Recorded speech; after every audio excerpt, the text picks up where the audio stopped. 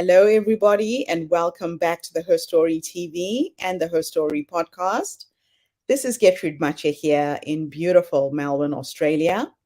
And today I am graced with the presence of yet another fascinating young woman. Welcome, welcome, welcome to our tribe. Please tell everybody your full name, where you're based, how old you are, and share your story with us today.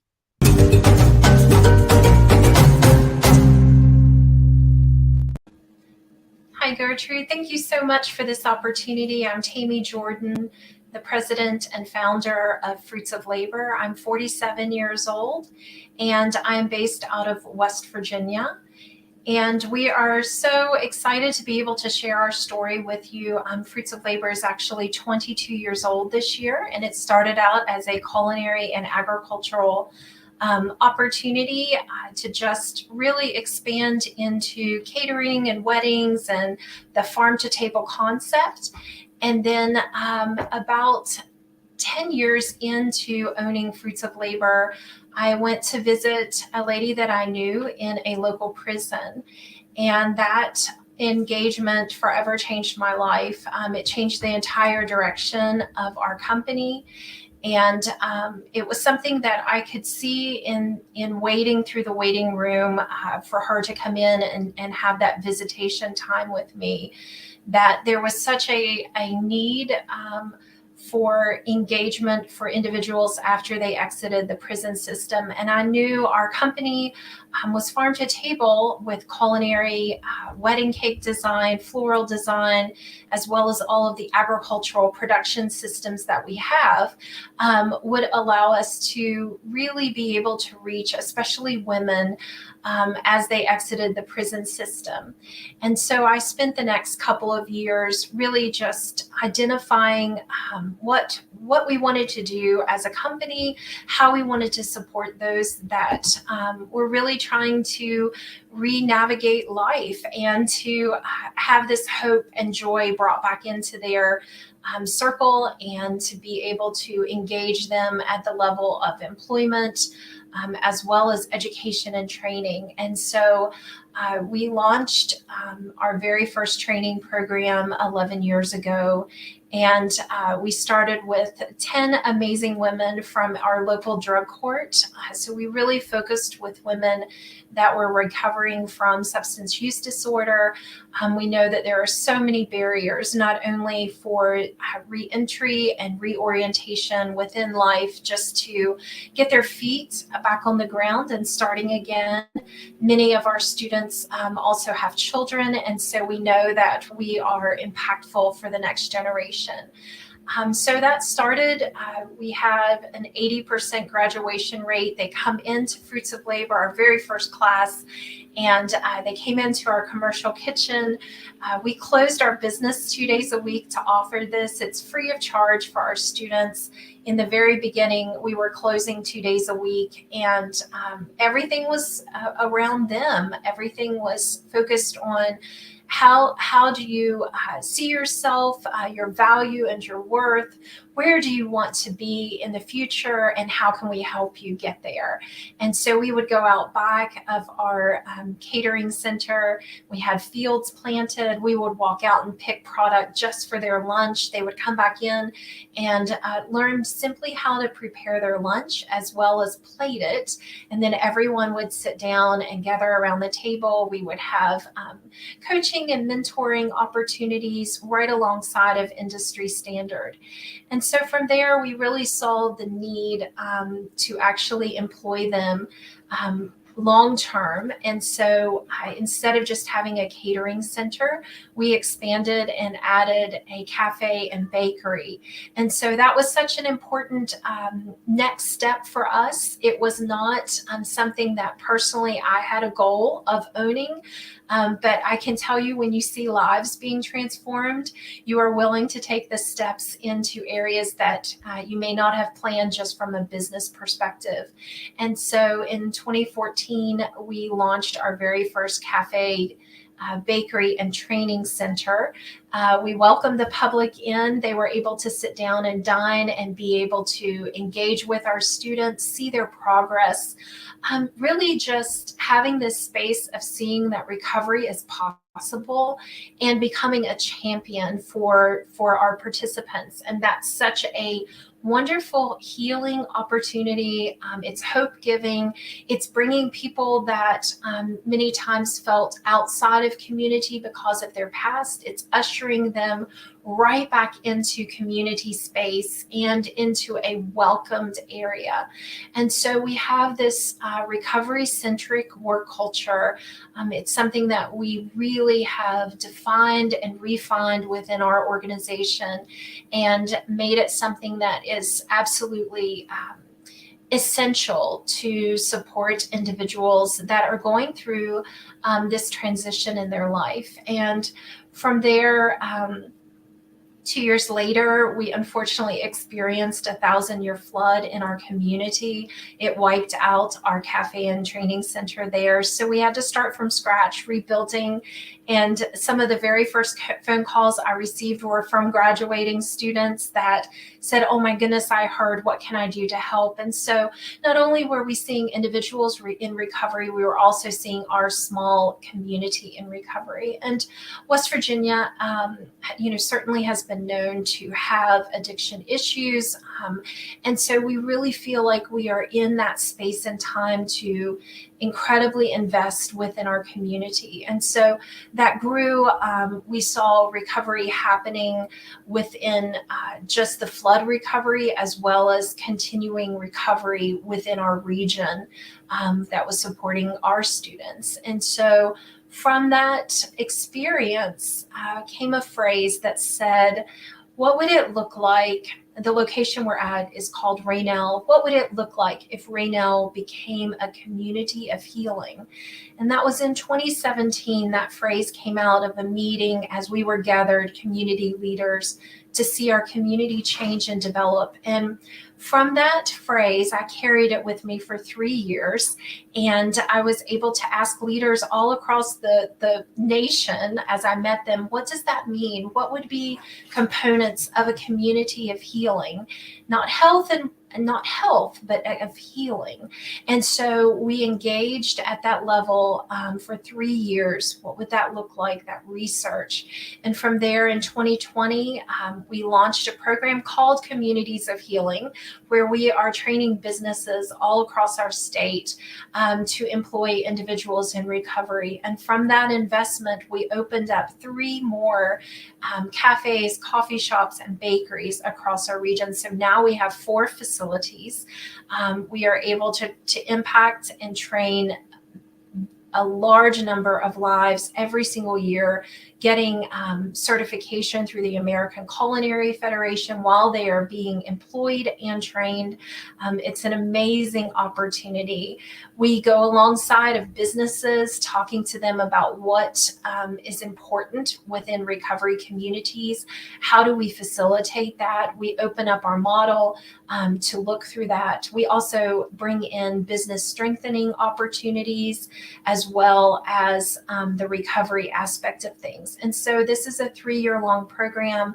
We had committed to serving 75 businesses. We have already trained 150, and we anticipate that number to go over 200 within the year.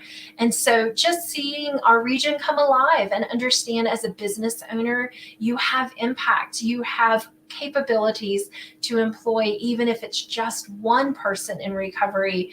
Our state would be radically changed if every business was able to participate. And so that journey continues. We now have 4 cafes and bakeries and coffee shops across the region that we have launched. We launched 3 of them in 1 year's time. We served over 79 students last year, and we anticipate to have over 100 this year. So it's been a whirlwind of a journey, but I'm so deeply honored to walk alongside individuals in recovery, both women and men, and at-risk youth as an addiction prevention program. We are at 80% student run in all of our cafes, so that's such an amazing opportunity. And we are at about 85% success rate for graduation from our training programs.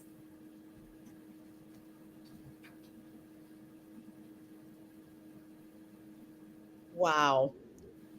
What fascinates me about your story, Tammy, is you saw a need and you turned a traditional business into a social impact project, really. It's so difficult for people who have been incarcerated to get back into the workforce, to be able to function and get jobs and feed their families.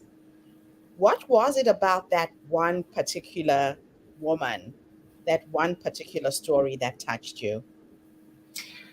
I think that it is absolutely seeing a feeling of hopelessness in the women as I sat and watched. The prison that I went to really looks like a college campus. It has amazing old buildings that it's very welcoming in an aesthetic standpoint.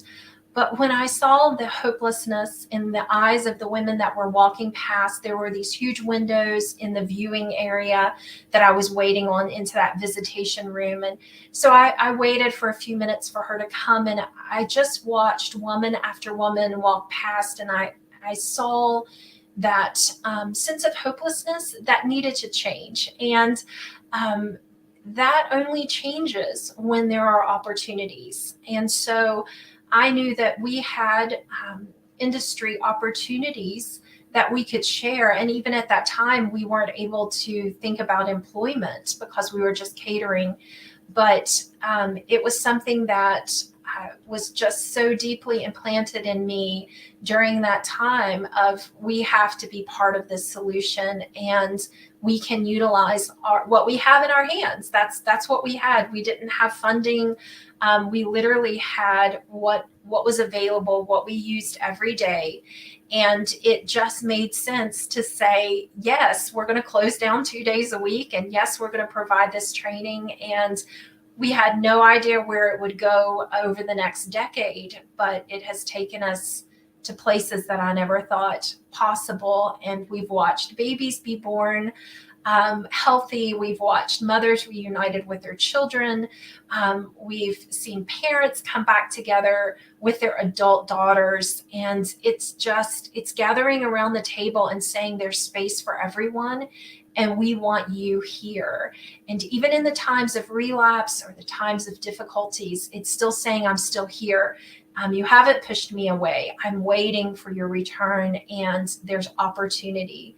And so we even see someone come back if there has been a relapse and say, hey, I want to be here. And I know this is where I need to be. That is just absolutely amazing. Now, all of the skills that you are training people with are really transferable skills that can get them employment, can help in the home. There's a ripple effect to everything you've done. Now, there's got to be something about you that was planted in you probably in your formative years. I just want to talk a little bit about giving. What changed your life when someone gave to you? Where does this giving spirit come from? Oh my goodness. My parents and grandparents and great grandparents just are very much servant leaders. And so really being raised in that environment with faith, seeing that you really are in this situation of we can hoard things or we can let things flow through us. And I think that my parents lived that out beautifully, that you really just let things flow through your life, and we're not to just lay hold of it and say, this is a possession that I must have and keep, but rather how can it be used to help support another person. And so that having that mentoring and that example of parents that lived that out from the time that I can remember certainly made this an easy choice to see individuals have an opportunity that I think if I were there, what would I wish for? And we just built a program around that, because really just by the grace of God that I've never found myself in the same situation, because we all can make choices that are challenging to our lives. And so it's one of those things I would want someone there with their hands opened saying, come, just come walk with us, and we will do all that we can to provide an environment for you to do the hard work of recovery. And that's really what we're doing. We're providing a support system and an environment, but they are doing that hard investment. And oh my gosh, the celebrations that happen when we see these mile markers just tick by in their life, it's extraordinary. That is just absolutely fascinating. Now, why is giving so important for the future of humanity, do you think? Why should we all be looking at what's gone wrong in the world? And why should we all try and be a solution to the problems that we see in the world? Absolutely. I think that we sometimes so desperately want resolution, and we do want solutions, but many times we forget what is actually in our hands can become part of the solution. Or sometimes fear can, not knowing where to start, being afraid that you don't have enough, or that you don't know enough, that you haven't been trained in this. It can hinder people that do have a good and giving spirit to hold back just because they're not really sure where to get started. And from that's why we developed communities of healing. We're like, just jump in alongside of us, and you do have the tools. We're just identifying them to that place. So sometimes giving spirits are absolutely there, embedded in entrepreneurs that are in small communities and in large communities. And they're found there. And to have someone walk alongside of you and cultivate that and say, see, you have all of the skill sets. It allows them the encouragement to take those first steps. And then once they take that first step, I think that really starts to engage them at a core level of, I really can make a small impact here, one person at a time, which is a huge impact to that person.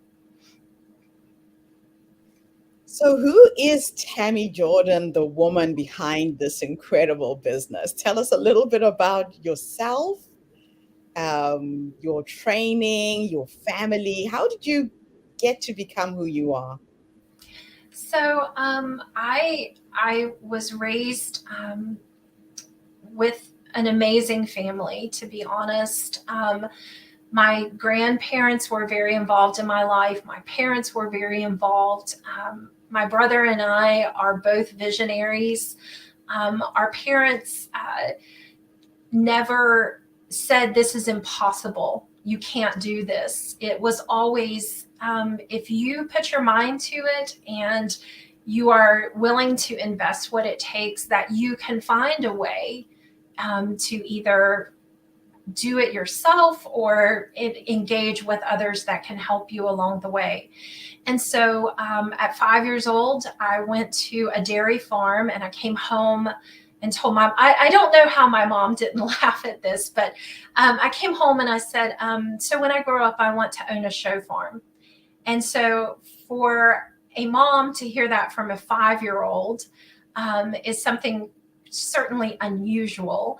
And so she said, well, what's a show farm? What does that look like? And I described, the fencing and the nice lawn. And from a dairy farm perspective, the one that I visited, it was very well kept and well groomed. And I loved it, every single part about it. My mom was raised on a farm, so she understood the agricultural side. We were trained in the garden. And she said, there's a lot of work to keep things that pristine. And so what do you think you would be willing to do? And so we just had these open dialogues. And I eventually went to college for agricultural research, worked with the USDA Department of Agriculture for over a decade, while simultaneously growing fruits of labor. We started out as an agricultural company growing specialty market foods for local restaurants and executive chefs. I was also raised in a family that love to cook can preserve food. Very much about nourishment and multiple generations coming together weekly for a family, a large family meal at my great-grandmother's house. So all of those things were part of it. My mom decorated wedding cakes for years. So one day I came in and just said, hey, you know, we need to expand the company. We're going to start doing catering and floral design and wedding cakes. I was already growing the flowers and shipping them to 3 states. So just a couple years into the company, we started offering that. Our very first wedding, which was mostly our target, was higher end weddings, so that we came in and did all of the floral design, all the wedding cake, and all of the catering and coordinating. And I published 4 magazines for weddings and really became well known around the region. But our very first wedding was like 450 people. So it really kind of threw us into what does this look like, and prepared us for the future. But without expanding into the culinary industry, our opportunities for our students would have been more limited. So I'm so grateful to see how that farm to table came full circle, and how that the nourishing part of coming together around the table was so deeply implanted in my life, which allowed us to transfer that to our students now. Wow. This is so inspiring. What an inspiring story. I just absolutely love everything you stand for and everything you've done with this business. It's incredible. In Africa, we say that there's a quote, and I have to translate it into English, but it's Hukama Igasha Nusungwane Chikafu, which means friendships are formed when people sit around the table and they break bread, when you eat together, you serve a meal. So there's something about food and building relationships, and it sounds to me like you have done it in a very, very fascinating way. And what I also love is it's all things food, right? It's fresh food, it's preservatives, it's the weddings, a whole array of skills are learned. How long is the training? How long is the training course that you put people through?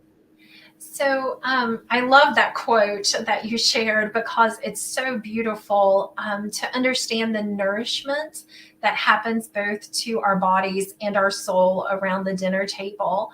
Our training, as we expanded, it can be as short as 12 weeks, and that will give entry level opportunities like safety, sanitation, knife skill sets, so that they can transfer into another location to be hired. Or if our hope, which is typically the case, that they will stay with us. And so because we are certified through the American Culinary Federation, within about 2.5 to 3 years, we can have students certify as culinarians or pastry culinarians. If they stay with us 4 to 5 years, depending upon how quickly they progress, they can petition to be tested for sous chef positions or a working pastry chef. And if they would stay another couple of years, we can work with them to certify as chef de cuisine. So we have this wonderful rolling opportunity to say, you know, we're here for as long as you would like us to be here. We can help connect into industry, into resorts, into restaurants, into agricultural opportunities as they are ready to go out, or we can continue forward. So we have we actually have 6 students right now that just graduated their 6-month training program, and now they have graduated to station supervisors. So it is the very first entry level into our management program, and they are teaching and training the next group of students coming through, and they're having such a great time with it. And it's so empowering to them because we saw the gift set in them, we've cultivated it, we encourage them, and then we're providing additional coaching and training, and they are thriving in this, and it's wonderful. We have one of our managers that manages all of our baking, our retail wholesale baking, as well as one of our locations, our second largest location. She is in recovery. She has been with us for In February, it will be 3 years. And so we are so excited about her progress, and we continue to be able to give pay increases and responsibility increases. And she's thriving, and her testimony to the other students is overwhelming, and they absolutely adore her. Oh my gosh. This, I just don't have the words. I do not have the words in terms of what you're doing, how inspiring this is. Now, you specialized in growing flowers. That's now another segue to everything you do. You're so multi-talented. What kind of flowers did you focus on, and why? So initially, we were shipping to 3 different states around our region, and we were really known as the sunflower farm. It was the main product that we shipped to multi locations. We did have some zinnias as well, and so those are just annuals and very easy for us to navigate through. The exciting part is 2023. We are massively increasing our floriculture system. It will be field to florist. And so we will not only be training students at a much more intensive for management of the different floricultures, but also being able to bring in and train full into floral design. That is usually just a small part of the program previously, but now with this entire department, massive high tunnels are going in, greenhouses, and then we are expanding our maple syrup production system. So that's coming. We have thousands of taps of maple trees. So that will be our first product line, is anticipated to be being produced in January or February of 2024. So we have to wait almost a year for that. And we're putting in a huge mushroom cultivation center as well as honey. So all of that is coming in 2023 and early 2024, in addition to several massive greenhouses with high-level technology for our own vegetable cultivation year round, hopefully year round. We may only be 10 months because we're in a very cold region. But that will allow us to ship fresh produce into our 4 communities, which the majority of those communities are at poverty level, and they're distressed. And so we are able to bring in nourishment to that community beyond just having food available in our cafes. So super exciting year. Wow. Well, I wish I could visit and come and see exactly what you're doing. I've just currently been offered a position to manage a small farm that Oh, is going to service the refugee community from Africa who are here in Melbourne. So everything you've said is absolutely music to my ears, because I grew up on a small little plot of land. My parents were market gardeners, and having this opportunity to work with these young people, I'm going to be the youth coordinator for this project. So everything you said it's like you and I were supposed to meet today. So thank you for being an example of the possibility of where I can take my project. And this is really why I do these interviews, to connect with smart women who've done it before. I don't want to reinvent the wheel, you know? We can all share ideas that can help the next woman do it quicker, do it smarter. So I'm going to ask you to be my mentor. I will want to stay in touch with you for sure. And thank you so much for being the change that you wanted to see in the world. This is awesome. thank you. And I hope that one day maybe you can come and visit. We have a retreat center as well that actually is focused on pastors as well as authors. And so you may find yourself that you could come and visit us. Sounds awesome. I will definitely take you up on that, because I am an author, always looking for quiet spots to go and write. Thank you so much, Tammy, for this interview. Thank you. And thank you to everybody who's tuned in today. The Her Story Circle is meeting some incredible women who are creating businesses, not just to benefit themselves, but to have an impact in their communities. Tammy is an excellent example of that. So tune in again tomorrow when I interview yet another amazing woman. In the meantime, have a fantastic day, morning, or evening, wherever you are in the world. And bye for now. Thanks again, Tammy. Thank you.